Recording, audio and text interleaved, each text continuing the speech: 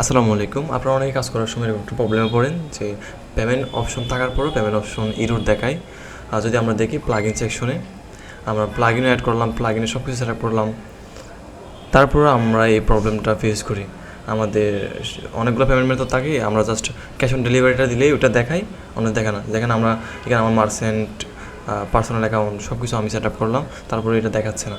এই প্রবলেমটা আজকে সলভ করবো। রিফ্রেশ মারলাম, তারপরে এটা আছে। তো এখন এটা কীভাবে সলভ করতে সেটা দেখি। প্রথমে আপনারা পেজে যাবেন, পেজ থেকে চেকআউট পেজে যেতে হবে আমাদের।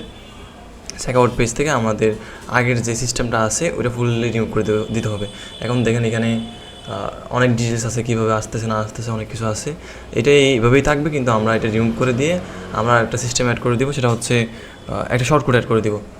আমরা এখানে লিখে দিব শর্ট কোড, ওই যে প্লাস আইকন, পাশে প্লাস আইকনে ক্লিক করে দিই। এভাবে হবে না, এভাবে দিলে হবে না।